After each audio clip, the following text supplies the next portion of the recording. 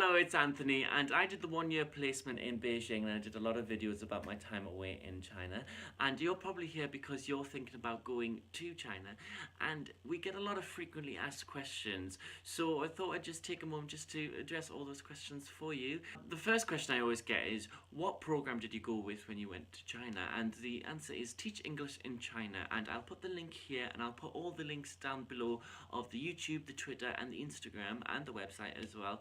And the website is currently in the background at the moment.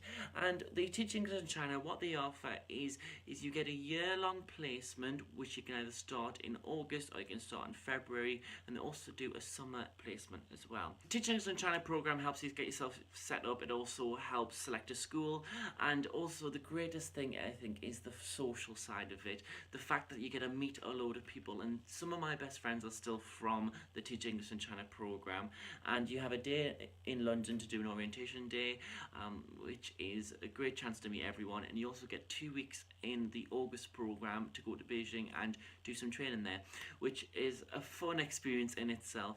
And as I say, some of my best friends are still from those moments, and I do really appreciate the program for that.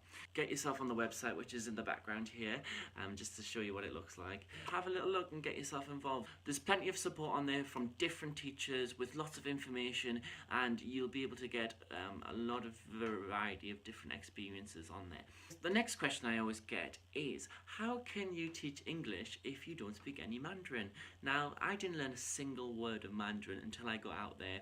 I literally got there and just said, what's the word for hello? Someone said ni hao, and that was it. Ni hao, ni hao. And I just built it up that way. Because you're teaching English, you don't need to know any Mandarin, really. If the children don't know, or the students, sorry, if they don't know any English at all, then you know to start at hello. You just start at the basics. The reality is you want to go there and you want to get them communicating in English, and the best way to do that is to essentially force the kids to speak English, because that's the only language that they can speak to you in, and that way they'll learn a lot better. If you want to learn more Mandarin when you're out there, you will meet a lot of colleagues, and you'll meet a lot of friends who are Chinese, who are more than willing to help you, and they will teach you as you go along. And you can pay for lessons as well. I've seen plenty of people in cafes and all sorts getting lessons from Mandarin teachers. And yeah, there's also a lot of resources online, obviously, and as well you can do an HSK exam, which is you can get a lot of material for. You can do that out there, HSK level 1, level 2, and it goes up to however many levels, I'm not too sure, but you can do that in the UK as well. So that's a possible option for you to do an HSK exam if you're really interested in learning Mandarin. One question I always get as well is, how do you go about planning the lessons?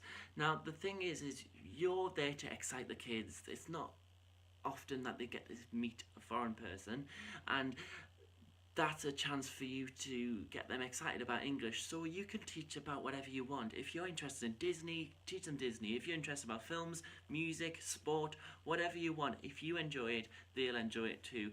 And you can really base your lessons around that. There's lots of games, play lots of games, and there's lots of resources online, and there's lots of help with the program as well. We have an online library of resources that you can get some inspiration from, and also ask people as well. Sometimes you might feel like you're alone when you're teaching, but really you're not alone. There's plenty of people going through the same thing, so you can bounce around ideas all the time. There's lots and lots of resources there, and as well, once you get over that first lesson of sort of introducing yourself, it just comes and you will get with it. And play lots of games, have fun, and don't worry about going too much in detail. If you're speaking English, that is all that matters, because then they'll speak English back to you as well. What qualifications do you need in order to go at China? Well, you need your degree. You do need a degree for teaching. Lots of Chinese schools recommend having a degree. And you also need a TEFL certificate. Now, the Teach English in China program will supply the TEFL certificate, so you'll get an online course which is 60 hours, and you can do it in a lot less, and you'll also get 2 weeks in Beijing to get your TEFL certificate. So it all comes with the part and parcel with the program, which is really great. Sort of all set up for you to get it done. I get a lot of questions about apartments. Now, the school will supply you an apartment which is great, and they'll pay your bills and you don't have to think about that. Now, it is a little bit different with Shanghai.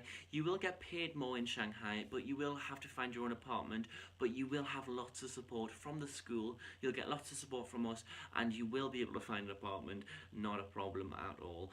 And there's plenty of teachers who've done it, who are there now, who will be more than willing to help you if you are struggling, and they will be able to tell you about their experiences of finding an apartment. So yeah, that's some of our frequently asked questions, and if you would like to find out more information, I'll put all the links down there, the website, the YouTube, the Instagram, and with the program you'll get opportunities to be able to work with the social media and just get yourself involved. So any more questions, please leave them in the link below, the description below, the comment section below, that's what I meant.